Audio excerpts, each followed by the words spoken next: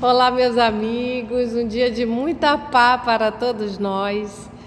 Hoje, dia 14 de novembro de 2022, estamos reunidos para estudar a obra Revista Espírita do ano de 1860. Hoje estaremos eu, Carla e a Mita conduzindo esse trabalho, infelizmente sem os comentários da nossa tia Conceição, porque ela tirou uns dias de férias para refazer o corpo e a alma. E a gente já pede que Jesus abençoe suas férias e refaça suas forças. Nós vamos envolver nossa irmã Mita para fazer a prece inicial de agradecimento e depois vamos continuar nossos estudos. Graças te damos, Senhor da vida, pela oportunidade do encontro, pela oportunidade da partilha, pela oportunidade do estudo.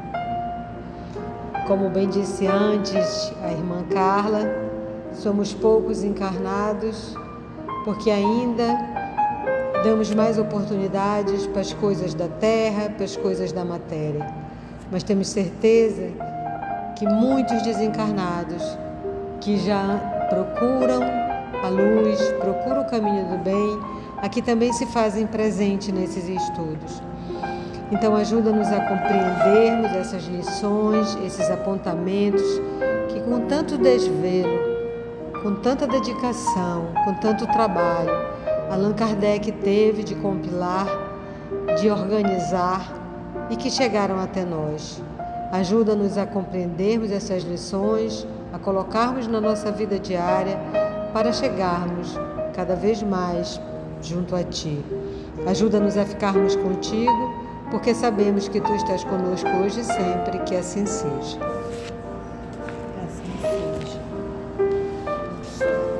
Então, ainda estamos no mês de agosto de 1860, vendo a carta de concordância espírita e cristã do Dr. Grande Boulogne, que ele escreveu para Kardec, com os itens que ele fala entre o espiritismo e o cristianismo que ele professa. Estamos no item 19. Ao encarnar os espíritos, qual foi o desígnio de Deus? Criar, para uma parte do mundo espiritual, uma situação sem a qual não existiria nenhuma das grandes virtudes que nos enchem de respeito e de admiração. Com efeito, sem o sofrimento não há caridade, sem o perigo não há coragem, sem o infortúnio não há devotamento, sem a perseguição não há estoicismo, sem a cólera não há paciência e etc. Ora, sem a corporeidade, com o desaparecimento desses males, desapareceriam essas virtudes. Ou seja, ele está dizendo que para a gente adquirir as virtudes, no mundo espiritual a gente estuda, a gente aprimora, mas a gente as vivencia aqui encarnados no mundo corpóreo. Que a gente só pode, o nosso progresso, a nossa elevação moral, as nossas provas, é encarnados, não é desencarnados, não é no mundo dos espíritos. Eu estava ouvindo a palestra do Haroldo, e ele disse assim que aqui é a prova do Enem. A lição a gente já pegou, já tá. Agora vamos ver se vamos passar na prova do Enem.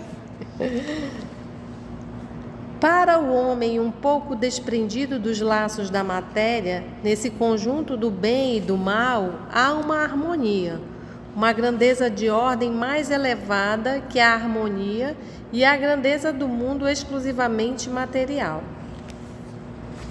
Que essa harmonia é assim, nada no mundo está fora de ordem. Ninguém passa por nenhuma vicissitude que não seja necessária ao aprimoramento. Deus não brinca, eu gosto disso, Deus não joga dados, Então, assim, as leis, elas são eternas e imutáveis. Se você está de acordo com a lei, se você cumpre a lei, você não vai ser punido pela lei. A lei só alcança quem a dela se desvia. Mas junto com a lei, ela não é uma lei férrea, né? Junto com a lei tem a misericórdia. E tem, como diz o Emmanuel, né? Quando a justiça divina manda o seu anjo ir atrás do devedor e o encontra fazendo bem, é suspensa suspensa a sentença. Aí ele disse, isso não é prova de amizade, é da lei. Então, é uma lei, mas é uma lei que tem justiça, amor e caridade. Por isso que ele fala que nesse balanço desse bem e do mal é uma harmonia de uma grandeza de ordem mais elevada, né? Por causa da lei se cumprindo, né? Ela não é só uma lei seca, é com amor e caridade. Isto responde, em poucas palavras, às objeções fundadas sobre a incompatibilidade do mal com a bondade e a justiça de Deus. Porque as pessoas costumam questionar Deus, né? Se Deus é tão bom, por que permite, né? E aí tem esse tipo de questionamento que sai para muita coisa, para um acidente, para uma catástrofe. Inclusive, nós estamos no estudo do Obras Póstumas, resgates coletivos, né? Porque parece que no meio do resgate, aquele senhor tão bom, como ele foi atingido? Não se preocupe, está tudo numa lei e ela está só aprimorando esse ser. Então todos nós somos alcançados, porque uma frase bonita que está no estudo é: a dívida está com o devedor aonde ele for, não se preocupe, está tudo certo. E que a lei é uma lei justa, mas é justiça com amor e caridade. E ele sempre diz, né, que aonde a justiça de Deus se faz, junto com ela tem a misericórdia. Nunca vem se fosse sem a misericórdia, a gente não ia suportar. Continua o doutor de Grambulão. Seria preciso escrever volumes e mais volumes para desenvolver convenientemente essas diversas proposições. Entretanto, o objetivo desta comunicação não é oferecer à sociedade espírita, uma tese filosófica e religiosa. Eu, o Dr. de Grambulon, quis apenas formular algumas verdades cristãs em harmonia com a doutrina espírita. Em minha opinião, tais verdades constituem a base fundamental da religião e, longe de enfraquecer-se, fortificam-se com as revelações espíritas. Permito-me também externar uma queixa contra os ministros do culto, que, enceguecidos pela demonofobia, variedade de alienação mental, que consiste em se crer possuído pelo demônio. Ou seja, aquela coisa, tudo é do demônio, né? Da fora, é coisa do demônio. Enceguecidos pela demonofobia, recusam o esclarecimento e condenam sem exame. Porque tinha aquela coisa, espiritismo, é espírito, é do demônio, não vou nem olhar. Nem faz essa apuração se é bom, se é ruim, o que pode acrescentar, né? Se os cristãos abrissem os ouvidos às revelações dos espíritos, tudo quanto no ensino religioso perturba nossos corações ou revolta a nossa razão, desvanecer-se-ia de repente.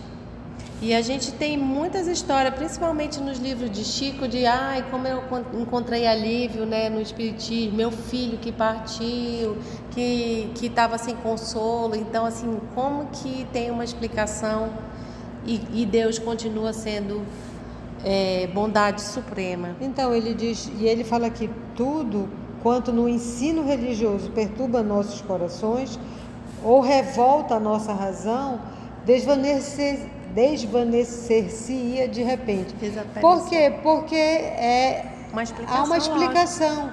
explica conforme a lei da natureza, que tudo são leis que se encadeiam, e não, em todas essas proposições dele, nessas 19 proposições, ele não falou de nenhum dogma, só das coisas que ele acredita.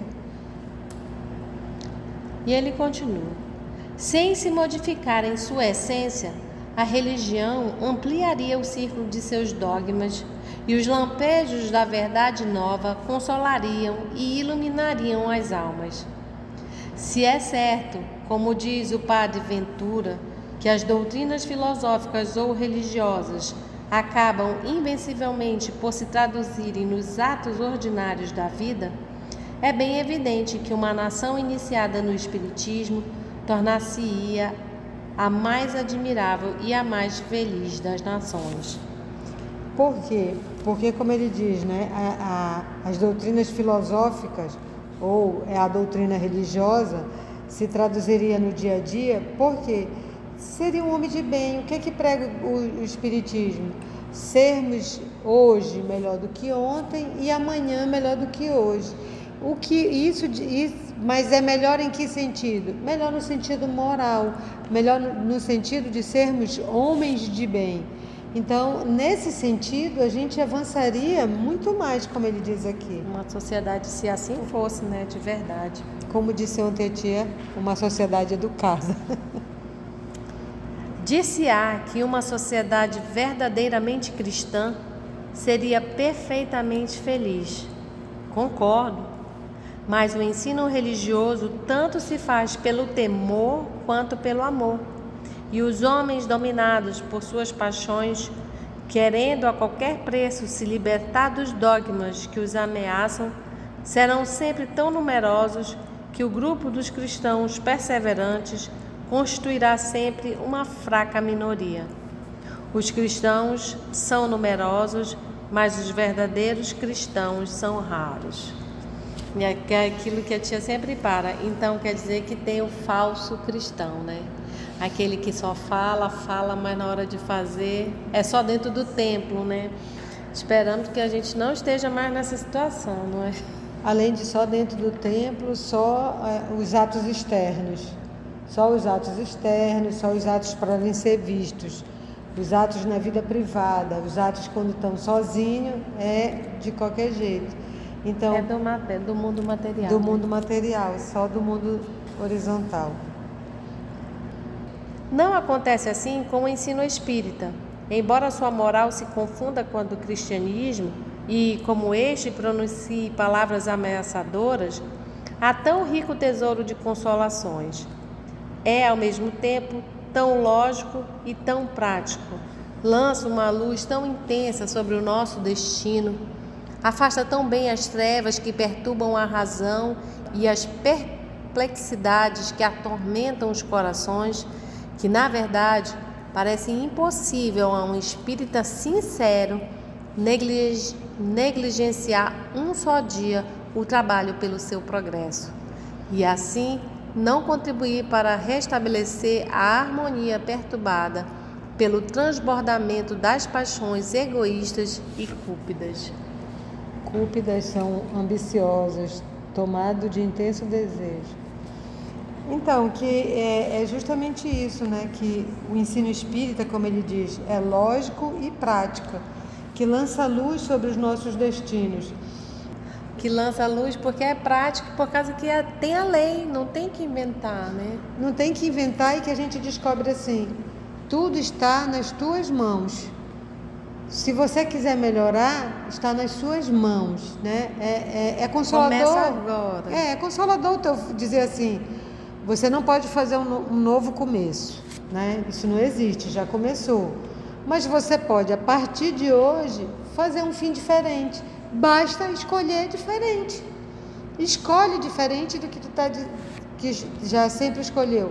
Ah, mas como é que eu sei? É só saber. Consulta a lei. Onde está escrita a lei de Deus? Na consciência. Você sabe quando você está fazendo errado. Você sabe quando você está invadindo a lei, o direito do outro, burlando a lei, exercendo egoísmo. Então a gente sabe, a gente não é espírito de primeira viagem, né? Nós já somos espíritos velhos, antigos. Então isso está nas nossas mãos, afastar as trevas ou chamá-las para nos acompanhar. E elas vêm. A lei de trabalho, né, também. Fala. Que nós estudemos com seriedade a doutrina, né? Porque Kardec coloca categoricamente que o Espiritismo bem compreendido e bem sentido conduzirá o homem a essa consequência inevitável, que é querer ser um homem de bem. Porque tem muita gente que não compreende e muito menos sente, né? Continua ele finalizando sua carta. Pode-se, pois, afirmar que, propagando as verdades que temos a felicidade de conhecer, né, das leis da doutrina, trabalhamos pela humanidade e nossa obra será abençoada por Deus. Para que um povo seja feliz, é necessário que o número dos que querem o bem, que praticam a lei da caridade, supere o dos que querem o mal e só praticam o egoísmo. Creio em minha alma e estou consciente de que o Espiritismo, apoiado no cristianismo, é chamado a operar esta revolução. E a beleza do Espiritismo mesmo é conhecer nessa lei, o futuro está na nossa mão, o bem está na nossa mão. E aí é bonita essa carta do Grand Boulogne, né? Que isso aqui está nos primórdios, mas hoje a gente sabe, né? O que é o Espiritismo? É o cristianismo redivivo. Não tem nada contra. E naquela época, coisa do diabo. Ele está dizendo, não, tudo é para e passo. O Espiritismo não veio para destruir. Né? Não veio para destruir o cristianismo, ele soma, ele esclarece, ele torna a coisa mais fácil. E quando eu me torno, como ele diz aqui, um espírita sincero, eu trabalho, como ele diz, todos os dias pelo meu progresso. E não são coisas grandiosas, o meu progresso é onde eu estou. E uma vez o Haroldo disse uma frase tão bonita, que ele disse que ele escutou de uma freira, que era assim, que ele estava chateado onde ele ia trabalhar no interior, e ele disse que ela também, quando ela começou o ministério dela, a freira não fica no lugar, né? Vai sempre mudando de um lugar para outro. E ela disse que a frase que fez sentido para ela disse, floresça onde Deus te plantar. E aí ele aprendeu a fazer um bom serviço, florescer onde Deus te plantar é assim, faz um bom serviço. Qual é o serviço de uma planta que dá flor? É florescer, né? E quanto mais bonita, fica muito bacana com o seu perfume. E ele aprendeu isso. E é isso que ele está dizendo, faça o que você puder. E ele finaliza dizendo, imbuído de tais sentimentos, e querendo, na medida de minhas forças, contribuir para a felicidade de meus semelhantes, ao mesmo tempo em que busco tornar-me melhor, peço, senhor presidente, para fazer parte de vossa sociedade. Eu já te aceito, Grand Boulogne. Vem. Aceitar e etc. E ele dá aquela despedida. De Grand Boulogne, doutor em medicina, antigo vice-cônsul da França. Observação de Kardec. Esta carta dispensa comentários e cada um apreciará o elevado alcance dos princípios nela formulados, de uma maneira ao mesmo tempo tão profunda, tão simples e tão clara. São esses os princípios do verdadeiro espiritismo que certos homens ousam ridicularizar, pois reclamam o privilégio da razão e do bom senso, por não saberem se têm uma alma e não fazerem diferença entre o seu futuro e o de uma máquina. Acrescentaremos apenas uma observação.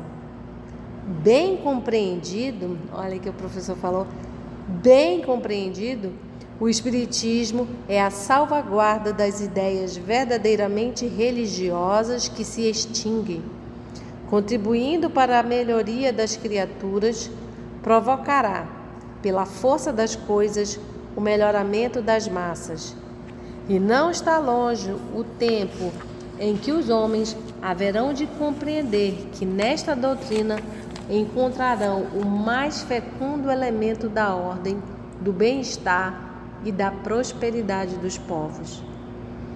E isto por uma razão muito simples, é que ela destrói o materialismo, que desenvolve e alimenta o egoísmo, fonte perpétua de lutas sociais, e lhe dá uma razão de ser.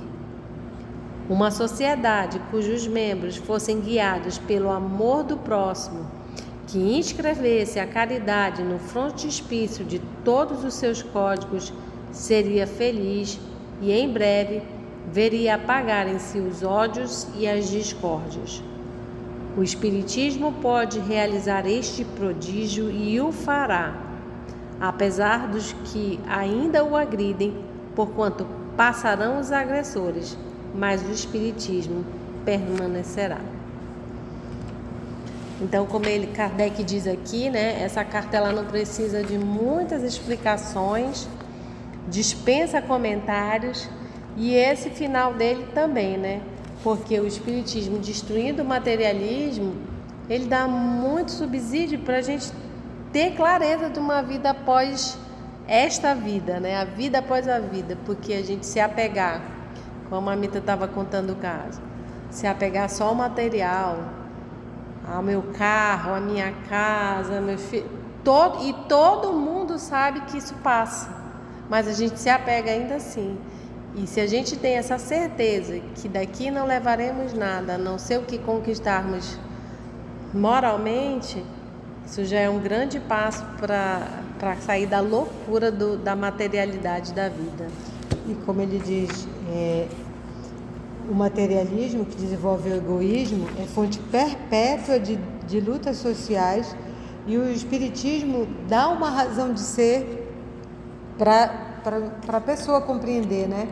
Que você está na situação que você mesmo se colocou, que você nasceu na família que você merecia, você mora com as pessoas que você precisa para o seu melhor aprimoramento e adiantamento moral. A gente vai prosseguir aqui para o trapeiro da rua de Noailles. Sociedade, 29 de junho de 1860. O trapeiro é um negociante de trapos, tá? Eu fui procurar. O trapeiro da rua é um negociante de trapos da rua de Noailles. Sob o título de Cenas de Feitiçaria no século XIX, o Drouot relata o seguinte: o Drouot era um jornal. Lá vai um fato. Ele vai narrar o seguinte: um fato muito estranho vem ocorrendo atualmente na rua de Noailles. O senhor Lesage, ecônomo do Palácio da Justiça, ocupa um apartamento nessa rua. Desde algum tempo, projéteis vindo não se sabe de onde, vêm quebrar as vidraças, penetrando o interior da casa e atingindo os que ali se encontram, de modo a feri-los mais ou menos gravemente.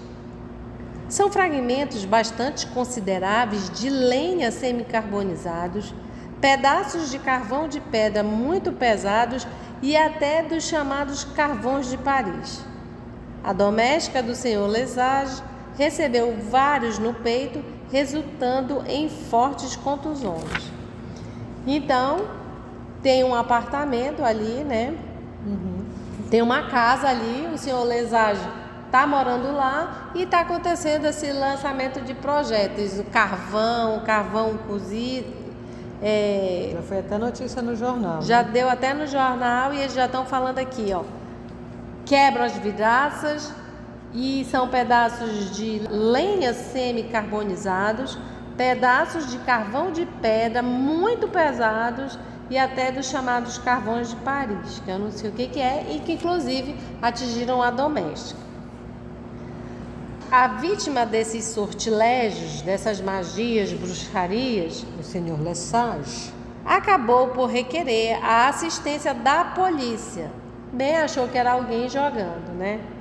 Agentes foram postos em vigilância, mas eles próprios não tardaram a ser atingidos pela mesma artilharia invisível, sendo-lhes impossível saber de onde vinham os golpes. Ou seja, o senhor Lesage procurou ajuda, a ajuda não pôde fazer nada, foi inclusive atingida por eles. Tendo a existência se tornado insuportável numa casa em que surpresas desagradáveis poderiam ocorrer a qualquer momento, o senhor Lesage solicitou ao proprietário a rescisão do contrato. Aqui não fico mais. Aceito o pedido e, a fim de redigir a ata rescisória, mandaram vir o senhor Vaillant, oficial de justiça, pois seu nome convinha perfeitamente numa circunstância em que as citações não poderiam ser feitas sem perigo. Com efeito, tão logo o funcionário ministerial começou a redigir o ato, um enorme pedaço de carvão, lançado com extrema violência, entrou pela janela e foi bater contra a parede, reduzindo-se a pó. Sem se perturbar, o senhor Vaillant serviu-se do pó para espalhá-lo sobre a página que acabava de escrever, da mesma forma que outrora o senhor Junot se servira da terra levantada pela bomba.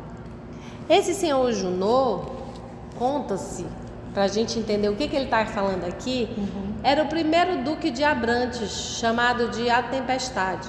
Foi um militar francês, coronel-general dos Hussardos, a cavalaria ligeira, que teve grande influência na estratégia militar do século XVIII e XIX. O que foi que aconteceu para a gente dizer? Ele foi ferido na cabeça, na Itália. Ele falou assim: durante a construção de uma das primeiras baterias que Napoleão, à sua chegada a Toulon, mandou contra os ingleses, ele pediu no terreno, a bateria ele formando uma unidade militar. Aí Napoleão chamou um sargento que soubesse escrever. Alguém saiu das fileiras e escreveu sobre o ditado de Napoleão e no seu ombro a carta terminada: um obus cobre-a de terra. O que é um obus? É um míssil. Um projétil explode.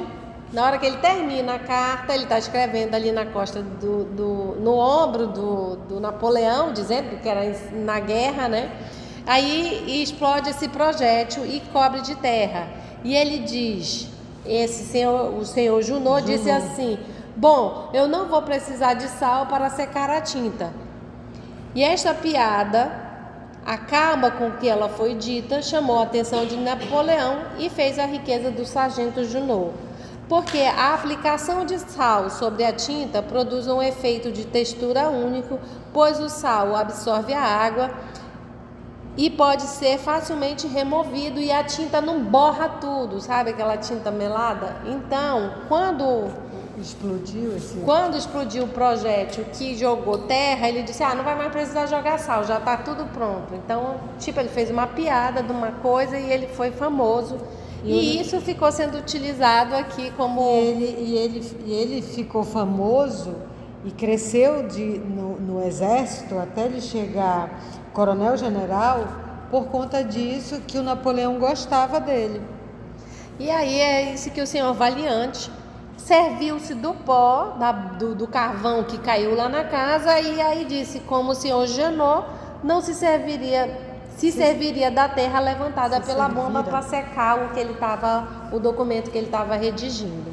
A gente tem que entender, tem que fazer a pesquisa para entender essa citação. Sem se perturbar, o senhor Vaillant serviu-se do pó para espalhá-lo sobre a página que acabava de escrever, da mesma forma que outrora Junot se servira da terra levantada pela bomba. Em 1847, ocorreu um fato semelhante na Rua de Grès e seu relato então fizemos. Um tal L, mercador de carvão, também servia de alvo a fantásticos sagitários. Sagitário é que atira setas, é arqueiro na antiga Roma. Então ele jogava como se fosse o Sagitário. Só para explicar aqui, então, ele contou o fato que acontece na Rua de Noailles, do senhor Lesage, que entrava na casa, os projéteis lançados, atingiam as Carvão, pessoas, madeira. e ele saiu dessa casa, pediu para sair.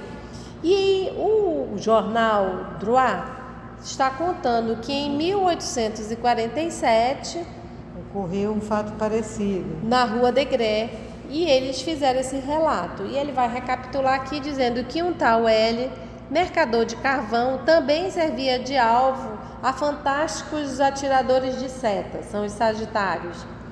E essas incompreensíveis emissões de pedras punham em polvorosa todo o quarteirão. Paralelamente à casa habitada pelo carvoeiro, havia um terreno vago, em meio ao qual se achava a antiga igreja da Rua de Grès, hoje a escola dos frades da doutrina cristã. A princípio, imaginaram que de lá partiam os projéteis, mas logo tal ilusão se desfez. Quando vigiavam de um lado, as pedras chegavam do outro. Entretanto, eles acabaram surpreendendo em flagrante um mágico, que não era outro senão o próprio Sr. L. Tinha recorrido a essa fantasmagoria porque estava descontente na casa e desejava rescindir o contrato. Fantasmagoria é falsa aparência, uma ilusão. Então ele fez isso. Para rescindir o contrato. Não foi o que se deu com o Sr. Lesage, cuja honorabilidade excluía qualquer ideia de artimanha. E, aliás, estava muito contente com seu apartamento e o deixou com pesar. Espera-se que o inquérito conduzido pelo Sr. Roubat, comissário do bairro da Sorbonne, esclareça o mistério, que talvez não passe de uma brincadeira de mau gosto excessivamente prolongada. O fato aqui é verdadeiro, não? Não, ele contou dois fatos. O jornal conta dois fatos. Um do senhor Lesage, que começaram a ser bombardeado com pedaços de madeira semicarbonizado, carvão, jogando para lá. E o próprio jornal lembrou que em 1847 houve um fato parecido numa outra rua, mas que nessa outra rua era um carvoeiro e na realidade o dele era uma ilusão, era um embuste porque ele queria rescindir o contrato. E o próprio jornal diz que não é o que aconteceu com o senhor Lesage, porque o senhor Lesage não era uma pessoa honrada e na realidade ele estava contente com o apartamento e ele ficou bem chateado de deixar o apartamento.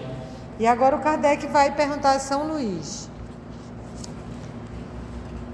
A São Luís, terias a bondade de dizer-nos se são reais os fatos acima relatados? Quanto à sua possibilidade, não duvidamos. Sim, os fatos são verdadeiros. Apenas a imaginação dos homens os ampliou, seja por medo, seja por ironia. Mas, repito, são verdadeiros. Tais manifestações são provocadas por um espírito que se diverte à custa dos habitantes do lugar. Então, aconteceu mesmo. Observação. Desde então, tivemos a oportunidade de ver o próprio Sr. Lesage, ou seja, Kardec encontrou com o Lesage, que nos honrou com a sua visita e não somente confirmou os fatos, mas os completou e retificou em vários pontos. São Luís tinha razão ao dizer que foram ampliados pelo medo ou pela ironia. Com efeito, a história da poeira recolhida estoicamente pelo corajoso oficial de justiça, na maneira de Junot, à guisa de Junot, foi uma invenção do divertido jornalista. No próximo número, daremos uma relação completamente exata dos fatos com as novas observações que terão ensejado. Pergunta Kardec para São Luís, pergunta número 2. Há na casa uma pessoa que seja a causa dessas manifestações? Estas são sempre causadas pela presença da pessoa atacada. É que o espírito perturbador se vincula ao morador do lugar onde se acha, quer cometer maldades e até mesmo fazê-lo mudar-se. Aí ele perguntamos se entre os moradores da casa existe alguém que seja a causa desses fenômenos por uma influência mediúnica e involuntária. É mesmo necessário. Sem isso, o fato não poderia ocorrer, ou seja, necessita de um médium, né? Um espírito habita um lugar de sua predileção, fica na inação até que se apresente ali alguém cuja natureza lhe seja conveniente. Quando essa pessoa chega, ele se diverte o quanto pode. Que é os efeitos físicos, precisa de um médium para De efeitos físicos para se manifestar. Mesmo que a pessoa não saiba, mas tem alguém ali que permite isso, né? 4. Esses espíritos são sempre de ordem muito inferior. A aptidão para lhes servir de instrumento é uma presunção desfavorável à pessoa? Isso não denota uma simpatia com os seres dessa natureza? Ou seja, o médium de efeito físico é um médium inferior que gosta dessas brincadeirinhas também? É isso? Sorrir? Não exatamente, porquanto tal aptidão depende de uma disposição física. Entretanto, muitas vezes denuncia uma tendência material que seria preferível não se ter, pois quanto mais elevado se for moralmente, mais se atraem os espíritos bons, que necessariamente afastam os maus. Ou seja, ela está dizendo que não necessariamente o médium tem uma predileção pelo esse espírito, mas como a mediunidade é uma disposição física, e essa disposição, como ele não sabe, denuncia uma tendência muito material ou uma ligação do médium sem o saber de forma muito material ou não ser uma pessoa moralizada, ele atrai espírito dessa ordem. Porque se ele fosse moralizado, mesmo sem saber, ele não era com esses espíritos que ele ia andar, né? Vamos dizer que esse morador fosse espírita, certo? E fizesse, por exemplo, o evangelho no lar, seriedade, possivelmente Deus avisaria. Os espíritos bons afastariam ele, né? Isso mesmo. Onde o espírito obtém os projetos de que se serve? Na maioria das vezes, esses objetos são colhidos nos próprios lugares. Uma força proveniente de um espírito os lança no espaço, caindo no local designado pelo espírito. Quando não existem nesses lugares pedras, carvões, etc., podem, por eles, ser fabricados muito facilmente. Observação. Na revista do mês de abril de 1859, e aqui eu paro para fazer uma correção, não é abril, é agosto de 1859, publicamos a teoria completa desses tipos de fenômenos nos artigos Mobiliário de Além-Túmulo e Pneumatografia ou Escrita Direta. No Mobiliário de Além-Túmulo, só para revisar um pouquinho, ele fala da aparição de um espírito de uma pessoa encarnada, amigo da família, e que a senhora achou estranho aquela visita a tal hora, e ele fumando rapé, na caixinha de rapé, pegou rapé. Então, é essa história aí que a gente lembra. E está no canal. Já está no canal. Julgais que seria útil evocar esse espírito para pedir-lhe algumas explicações? Evocai-o se quiserdes, mas é um espírito inferior que só dará respostas muito insignificantes. Cenas do próximo capítulo, a invocação do espírito. E assim finalizamos o estudo de hoje, mas com esse gostinho de quero mais para saber o que o espírito tem para falar. E agradecemos nosso Senhor Jesus, os amigos espirituais que nos guiam, que nos orientam e nos inspiram. Muito obrigada e até o nosso próximo estudo, se Deus assim permitir. Amém.